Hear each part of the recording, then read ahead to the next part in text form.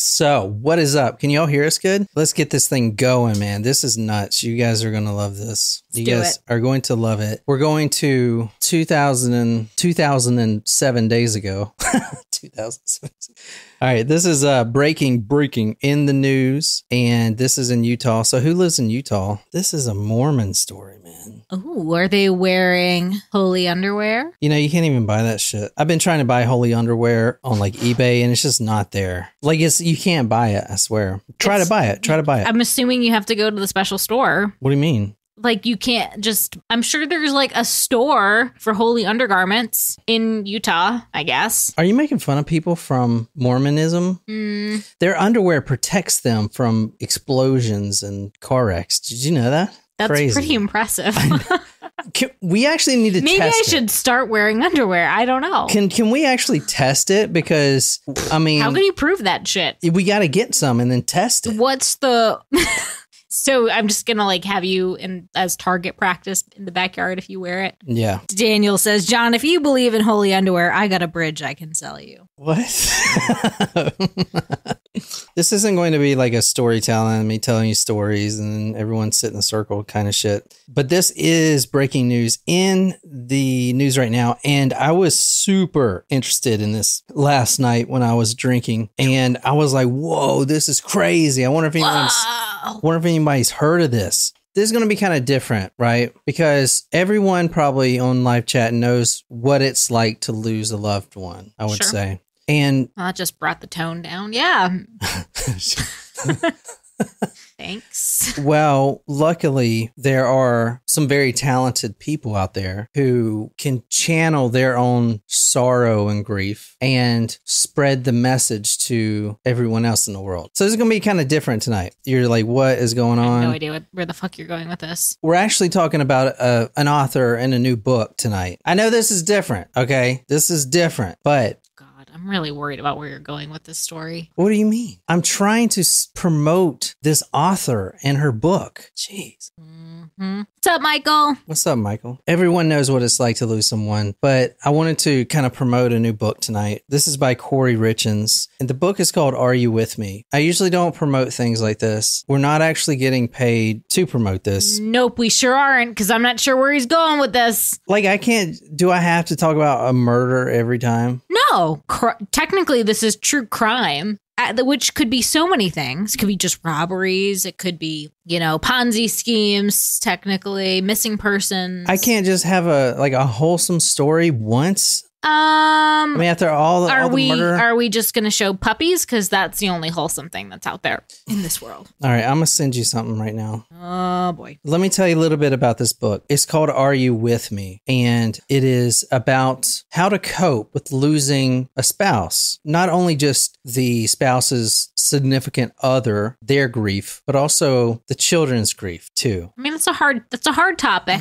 I'm going to go, we're going to start me not knowing it, the fact that I don't know anything, and I'm just going to go benefit the doubt. That is a heavy topic that a lot of people experience and need help coping with. The more tools out there to help, typically the better. Although I say that, again, cautioning what this story's about. Who knows? I don't even understand what you're talking about. So I don't self-promote usually, but this book, Kouri Richins, she wrote it about a year ago from today. She lost her husband, and they have 3 kids together. So I wanted to do this story to kind of promote this book, I guess. And the book's called Are You With Me? You see the husband in the background there. Mm-hmm. And then this is one of the kids. Okay.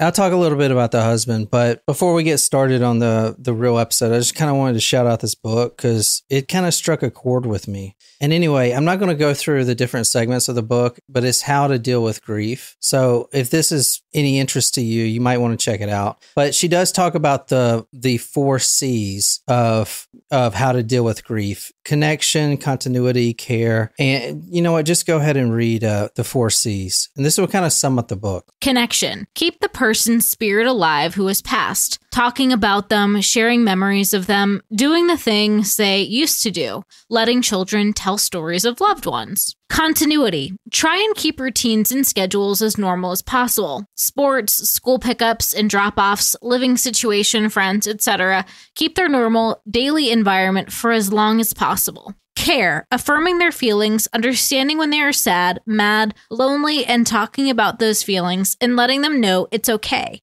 Don't try to change their feelings, but let them cope with the stages of grief with plenty of hugs, kisses, and empathy. Cover up. Make sure there is enough poison in your husband's Moscow Mule to kill him, and then write a children's book about grief. Oh, shit. And there it is. Yeah, last month in March, this lady, her name is Kouri Richins. She published a book and it's been pretty popular. The book is called Are You With Me? It is about a woman that lost her husband and how her kids deal with the grief and how to just survive. And this is her right here on Good Things Utah. It is not good things anymore. Oh, man. I mean, all right. How crazy is this, right? She was just arrested for murder. How do we know that she poisoned her husband with her husband's Moscow Mule? I'll tell you. And that's why you had asked me if I wanted a Moscow Mule earlier today. Okay, a little bit more about the book. She appeared on Good Things Utah 1 month before she was actually arrested, which is 7 days ago she was arrested. Basically, we have here a children's book to aid in coping with grief. So this was published, was it April 23rd, 2023. But there's an editor's note here. It says Kouri Richins appeared on Good Things Utah 1 month before she was arrested in connection with her husband's murder. No matter if it's a parent, a sibling, or a friend, talking about loss with kids can be a tricky subject. Joining us now is author of Are You With Me? Kouri Richins, to share her 3 C's to helping kids cope with grief. And Kouri, I want to start with your story. What happened in your personal life? So my husband passed away unexpectedly last year. So it's March 4th was a 1-year anniversary for us, and he was 39. It completely took us all by shock. And we have 3 little boys, 10, 9, and 6. And, my kids and I kind of wrote this book on the different emotions and grieving processes that we've experienced last year. And, hoping that it can kind of help other kids, deal with this and kind of, find happiness. No one's that audacious to write a children's grief book after killing their husband. So was this was she an author previously? I'm curious, did she murder her husband because she had an idea that she could write a children's book about grief and nail it? I mean, she's like an up and coming author, She's getting there. She's already pretty popular. Did she murder him because she wanted to write a book and try to get famous from it? No. Or did she murder her husband because she hated it and then the idea for the book came later? In the book, decided to capitalize on it. Just curious. So in the book, she talks about the father. Now, keep in mind, they have 3 children. So to cope with the father's death, she would tell the kids to always keep him there. Quote, Dad is still here. It's just in a different way. She talks about how the, quote, nights are the hardest. And I just wanted some story to read my kids at night, end quote. So what she did is she's been suffering with this grief of killing her husband. Of losing her husband. And then, her kids have been suffering. So she goes on Amazon, Barnes & Noble, all these places to try to find a grief book. There is none. So she writes it herself. And then 1 month, literally 1 month to the day after it's published, she's arrested. I spent about 3 hours of my life looking for it. I will pay someone, even if it's just a PDF, if you find it. It is nowhere yet. Really? It is nowhere yet. I know it was published, so people did download it. They're going to have to actually upload it. But as of now, you can't find this book anywhere. I've looked everywhere, man. It is not available. Amazon took it down.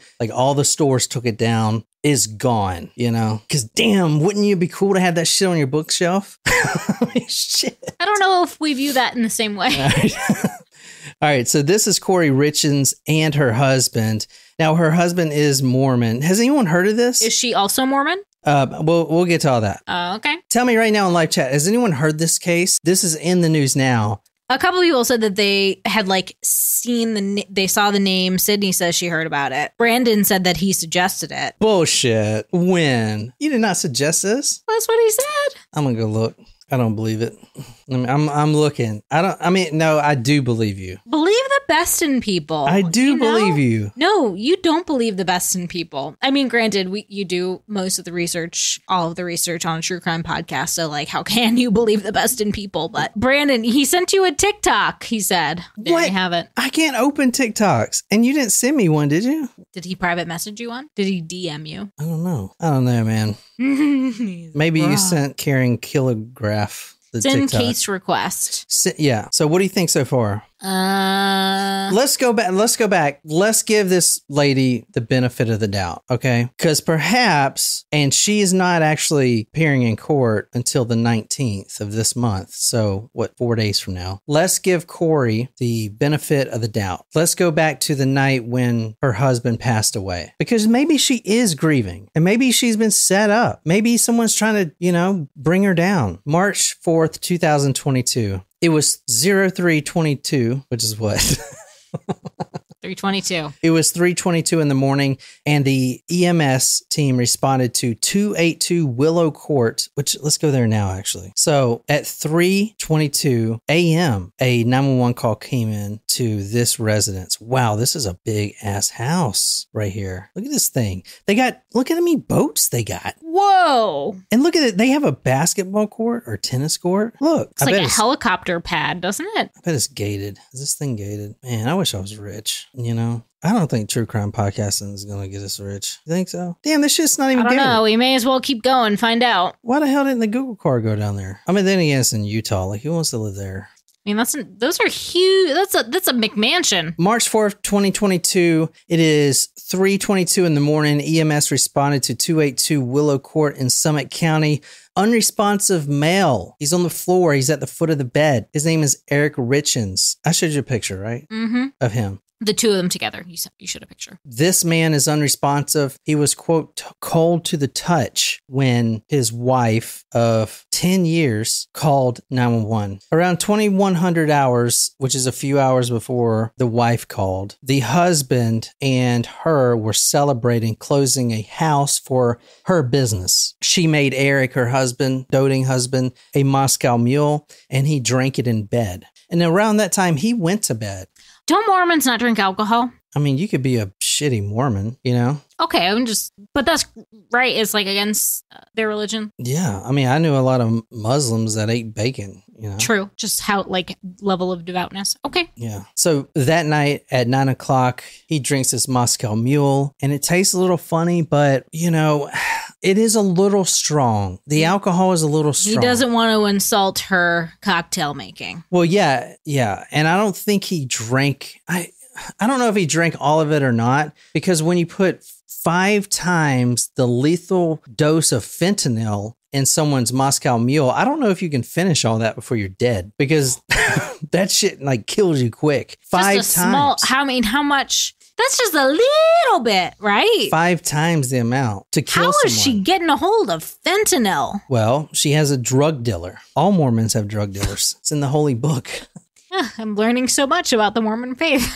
So around that time, he obviously dies. Now, what she said is he goes to sleep around 9:00. She goes into the room with her kids. One of her children has been having night terrors. So she sleeps in there with him and then only wakes up at 3 in the morning and goes back and, oh my God, he's dead. Now, the police, when they questioned her after this happened a year ago, they knew that she was lying about that. About her going into her kids' room? Yeah, because she said that she left her phone charging on her nightstand in the master, right? Mm-hmm. However, I mean, how do you think they figured that out with their phone? By if she maybe was checking her phone or doing other things on her phone at that time, like if she sent any messages or posted something on social media, maybe. So law enforcement, they checked her phone and they found that it was, quote, locked and unlocked multiple times. And there was also movement recorded on the phone. So she was going back and forth between the husband's room and the kids' room. And the phone tracks all that. Like your phone tracks all that shit. That new phone you got? I mean, so does this watch, but same thing. Mm-hmm. But you can turn it off, but it tracks you walk into different rooms. You know what I'm saying? Mm-hmm. I got to figure out how to turn that shit off because that is creepy as fuck. Mm-hmm. She had told her family for an entire year. Like, they just found out that she murdered him. They knew he was dead, but she told everyone that he died of a, quote, brain aneurysm. And she told one friend, quote, young people have those. Well, I mean, of course, if she's trying to get away with murder, of course she didn't tell her friends and family she murdered him. Yeah. All right, well, give me a motive here. Money. They live in a very wealthy neighborhood. So they have money. She wanted his money. So she didn't make her own money? Maybe not. Yeah, Wolfie said she needed writing material. She needed writing material. Dude, if you can find that book for real, that's crazy. All right. That's crazy. This is from her arrest report. Quote, following an autopsy and pursuant to toxicology findings from the autopsy, it was determined that Eric died from an overdose of fentanyl. Brandon and I were talking about that the other day. Like, fentanyl is the new drug to kill people. That's what I think why you heard this story or something, or he told you this story. That's what. Didn't John reply to this saying fentanyl was his favorite murder method? I don't know. So maybe that's how you stumbled upon this case. The medical examiner indicated the level of fentanyl in Eric's system was approximately 5 times the lethal dosage. The medical examiner stated that fentanyl in Eric's system was illicit fentanyl and not medical grade fentanyl. It is also the opinion of the medical examiner after evaluating Eric's gastric fluid contents that the fentanyl in Eric's body was ingested orally. When Stella had her surgery in the fall, fentanyl was one of the... They gave her fentanyl? Those fucking little bastards. They gave him fentanyl? I think it was like to help either. It was for, I guess it was for the pain for the surgery when she first had it. I mean, I guess it's a good thing if you don't, like, overdose on it. Fuck, I don't know. Seems like everyone... But I did see that on the list of medications and I was like, is there an alternative to this? The husband had no prior drug use or anything. And this is from Greg Scortis, the attorney for the deceased husband's family.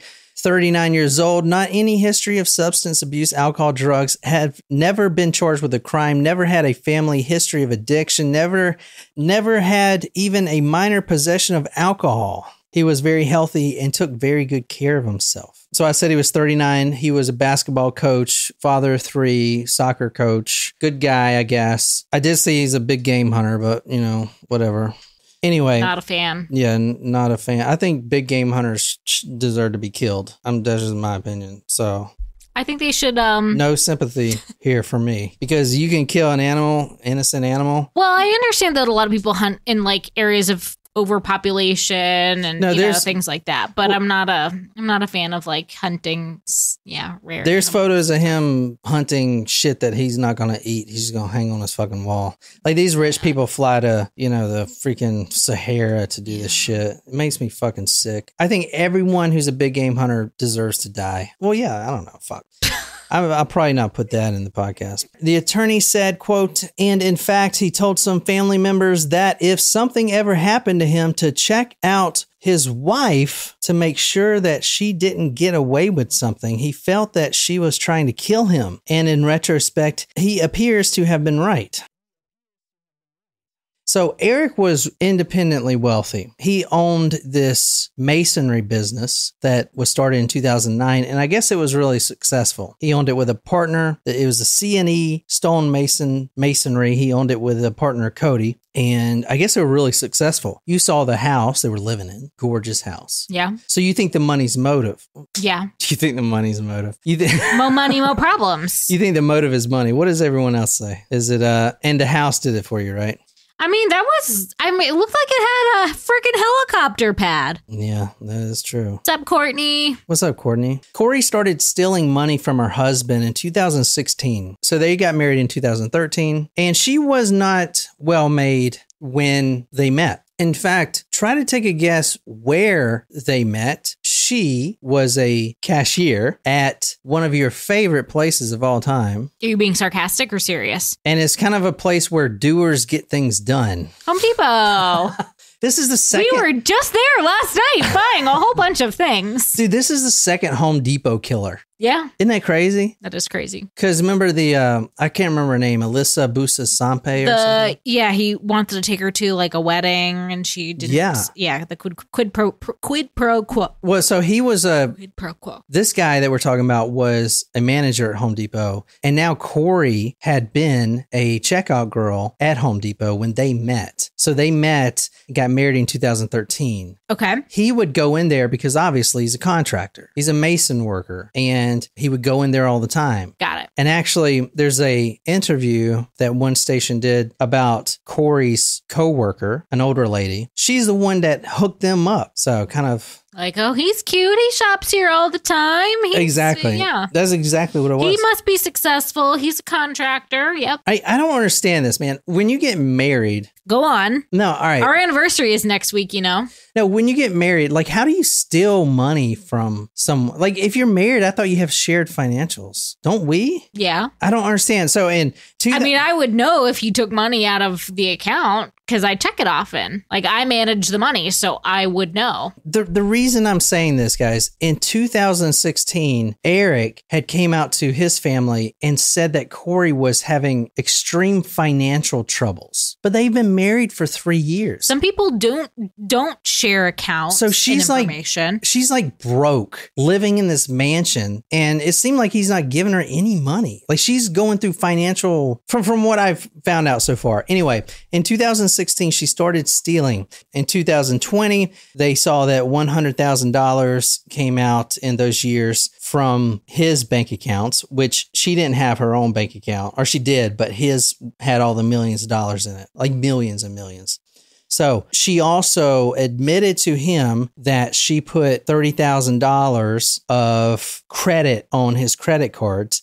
Just 2 years before, she, using a fraudulent power of attorney, got him to sign off. Well, not him to sign off. She went in there and said, hey, I'm power of attorney of my husband. She got $250,000. Now, this is before the murder. She murdered him. This is before the murder. And all of these financial transactions, the bank calls him or whatever to get him reversed. Like, he knows about all this. He's seeing all this. And she's even apologizing. I mean, the power of attorney, the fraudulent power of attorney is crazy, right? I mean, what would you do if I did that? I mean, you'd be like, we need to talk, you know? Would you keep living with me? I mean, that is like... I would assume if there's not a good reason, and the reason is to take $250,000, yeah, we're going to have a talk. It's crazy. But anyway, she had promised to pay back the loan. She promised her husband to pay back the loan, everything that she stole. When do you think the due date was? Day she murdered him. Isn't that a coinky dink? Coinky dink. That is a coinky dink. All right. We should have saved this episode for our anniversary next week. Why? I'm just kind of teasing. I don't know. We need to do a romantic murder, like a Carl Tanzler for our anniversary. Here's a couple weird things. Well, not weird. I guess if your wife is stealing your money behind your back, you would do the same thing. But he had a life insurance policy and a pretty big one. However, his business partner, Kouri, the other guy in his masonry business, was the primary beneficiary of that life insurance policy. So she knows that. And in January 2022, she actually logs into his account and changed it from Cody's name to her name. And then the life insurance company, they immediately get on the phone with Eric, and now he knows that she did that. This is a year before he died. Holy shit. Oh my God. I mean, the minute you know that that's changed is the minute you should just hire a bodyguard because she gonna kill you. Why do you think she needs all this money?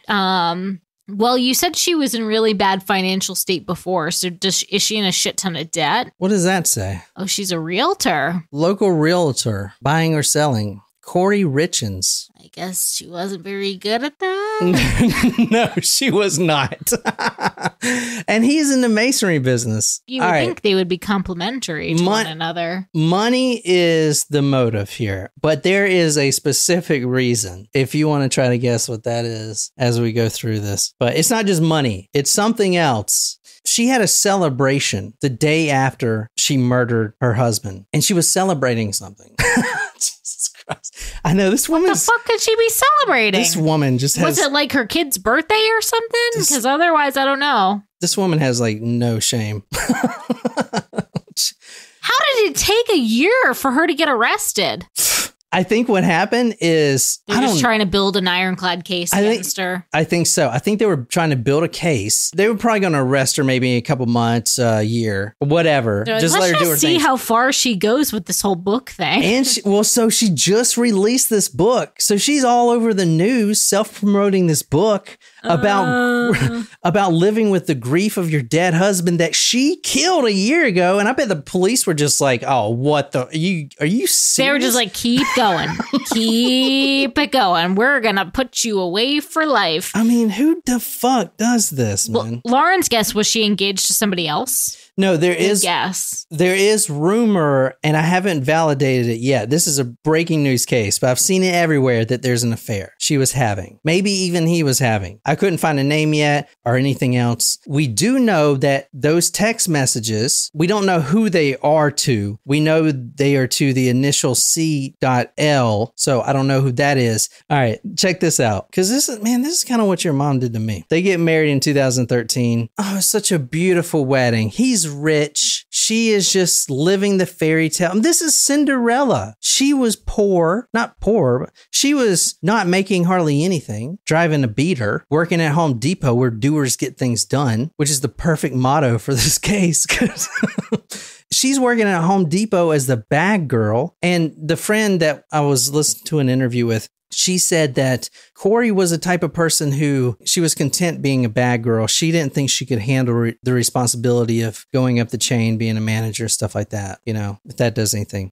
But now she meets this man. They get married, this beautiful wedding. They travel everywhere. There's photos of them all happy, smiling. But on that beautiful wedding day, Eric's mother comes up to her new daughter-in-law, says, "Congratulations. It's such a beautiful wedding. You're going to be so happy with my son. Can you just sign this prenup here?" This prenup that she signed stated that all of the assets in her son's marriage to Kouri would stay separated. However, there's a caveat. Unless he died? Unless he died before her and they were still married. Now, here's a little kick in the cunt because she didn't know this. She only found this out last week. She who? The killer. Yeah, Kouri. She just found this shit out. And she's probably more pissed about this than getting caught. She didn't know. But because, all right, all she's got to do is get rid of this dude. And if they're still married, she gets, and I'm talking about a substantial amount of wealth. Right. Like the holdings were 4 million around, that's how much he's worth, 3 or 4 million. Mm-hmm. All right. So, but she didn't know until recently that he actually transferred all of his assets, everything that he owned, to his sister in a trust account. So now it won't automatically go to Kouri because her sister-in-law is the beneficiary of everything. So basically, Eric was worth nothing. He was so scared that she was going to kill him and that she has poisoned him at least 5 times before. Even once on Valentine's Day. And then he told his friends and his whole family that she's poisoning him. Anyway, oh my God. I know, right? I mean, what the fuck? I mean, this guy should still be alive. I mean, I don't know, man. Like you poison someone once and I mean, that's it. You poison me? Fuck you. I ain't ever eating your shit anymore. I mean, and she poisoned this dude over and over and over. That's called love. That's called being in love. Right? It's called being married. That's something. All right. So she didn't know that he had already transferred all his assets to her sister. He also, like I said, made his business partner the life insurance holder. From ABC4, quote, "When Eric passed away, Kouri set forth a claim totaling $3,641,549.28 of Eric's money. According to the claim, Kouri's premarital agreement guaranteed her a $2 million ownership interest in Eric's stonemasonry company. She claimed the additional $1.4 million for their family home, mortgage payments, construction costs, and personal property." So he dies. She celebrates. She goes and tries to pull off this money. But then the sister gets a call. Her sister-in-law, Katie Richins, the sister, Eric's sister, gets a call.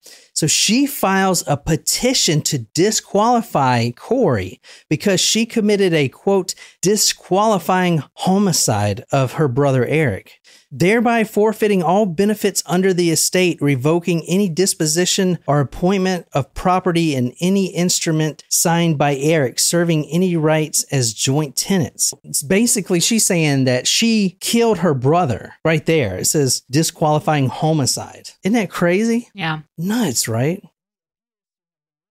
The drug dealer. She had bought fentanyl from this guy who's unnamed now, but he's been arrested for multiple drug-related felonies. She initially bought fentanyl, quote, for an investor who had back injury. According to Kouri's arrest warrant, after buying fentanyl the first time, she went back to the dealer. 2 weeks later, she goes back to the dealer. And she asked for stronger ones, but the exact word she used, because you remember she poisoned him the first time with fentanyl, it didn't work. She wanted, quote, some of the Michael Jackson stuff, end quote. Oh my God. Is this not the craziest shit ever?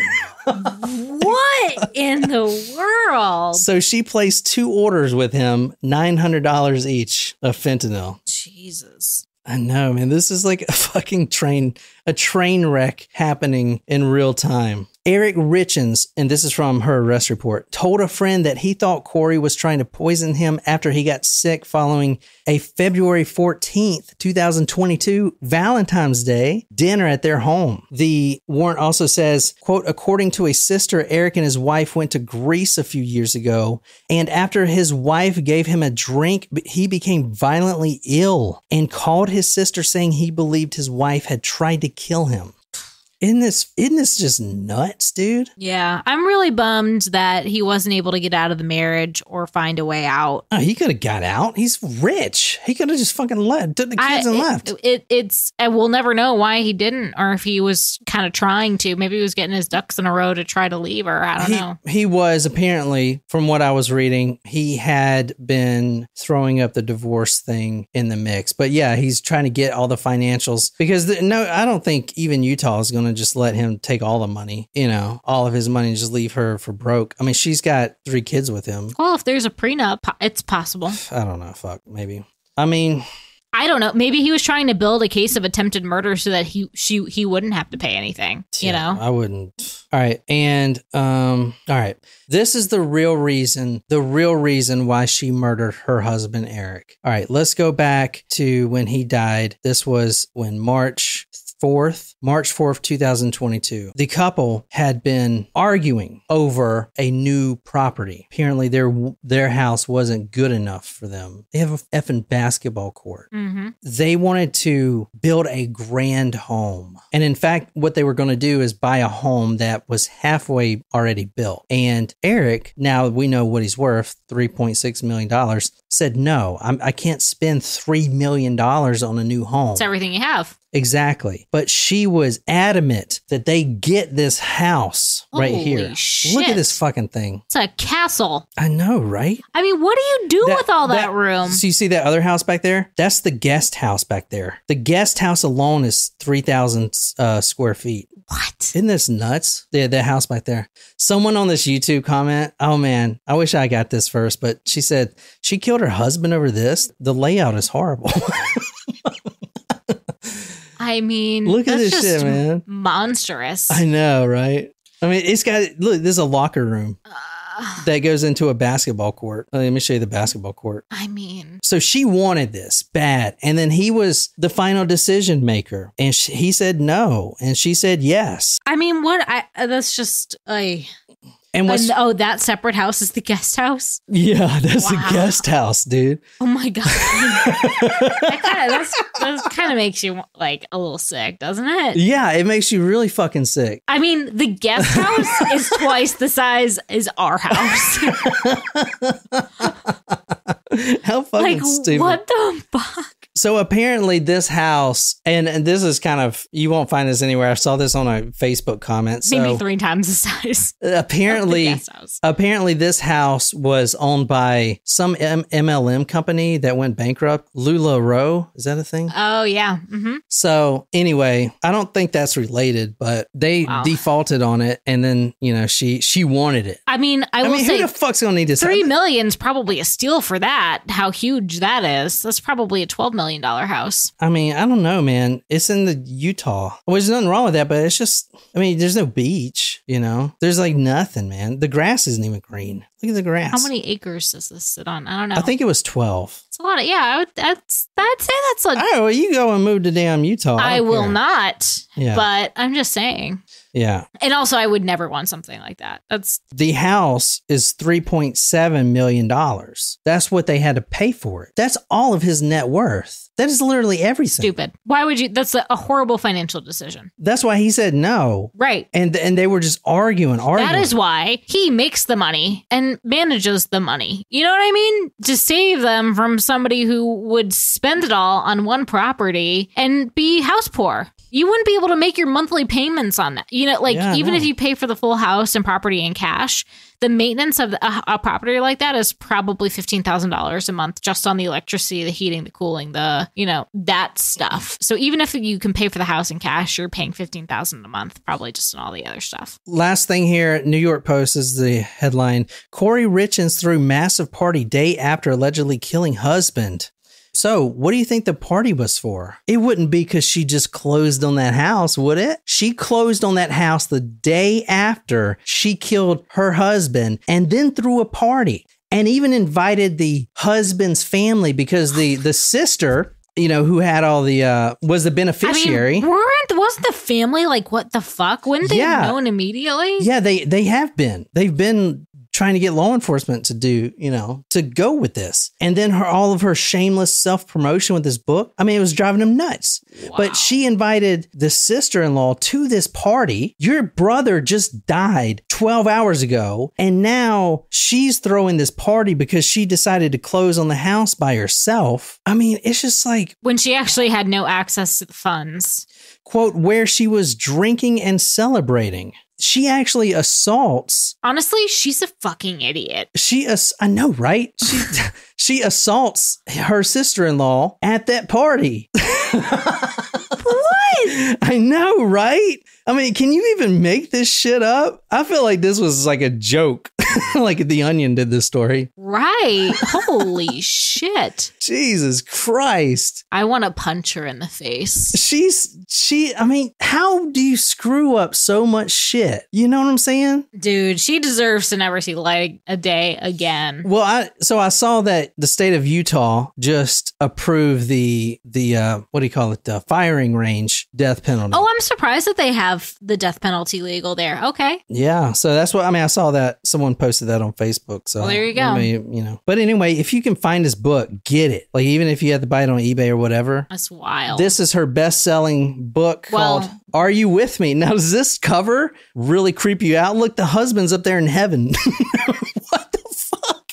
With an angel halo. Holy shit. The audacity of this fucking woman. Cannot believe it.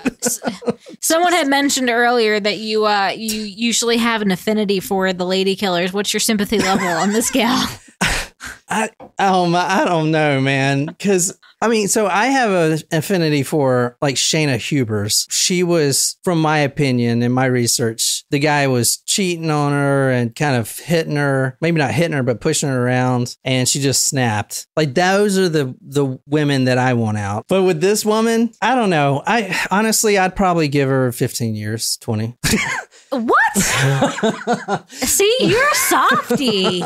You are such a softie when it comes to that. You can't put her in prison Lock forever, her up, man. throw away the key. Yes, you can. I don't know. It's 4 counts of attempted murder, embezzlement, fraud, multiple counts of fraud, technically, because she did the fake power of attorney, the wire, like any sort of stealing from her husband initially. Yeah, but hold on. If that was in 2016, there is a statute of limitations. Oh. It is for the fraudulent stuff. You know Depends I'm right. on, I don't know what the statute of limitations. 7 years, I'm pretty sure, right? I don't think so. I do not think it's 7 years. And she would have multiple counts of fraud. Like her most recent use of doing something, changing the beneficiary, that's fraud. Doing there would be multiple counts that the state could and can charge her with beyond just murder. So I hope that they do, because I'm sorry. Bye, bitch. Bye, bitch. I need a title for this one. I want to put it out tomorrow to get ahead of the game, before Morbid puts it out. I've been thinking all day, like Mormon something. I don't know, man. Someone come up with one. I don't know if it has to be Mormon. Yeah, that's another thing, Sydney. The kids are now, think about their life. Dude, just think about this real quick. This is the last thing I'm going to say.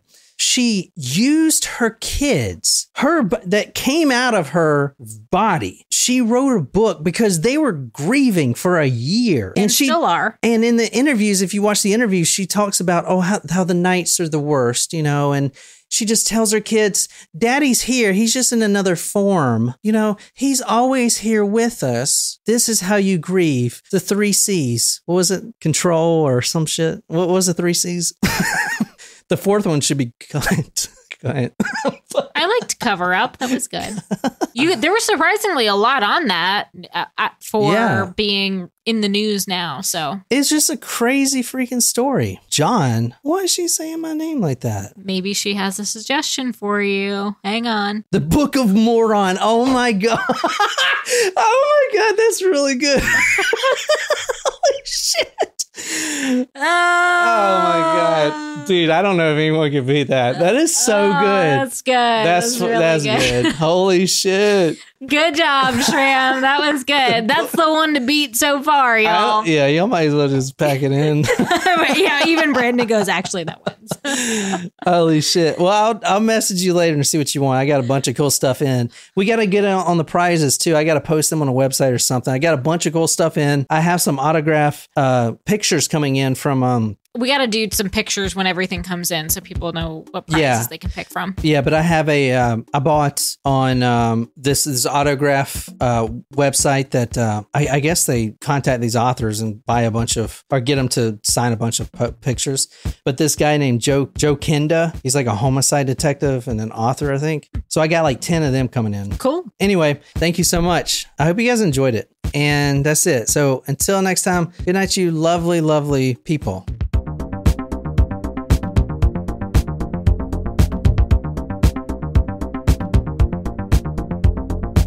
Bye, bitch. Bye, bitch.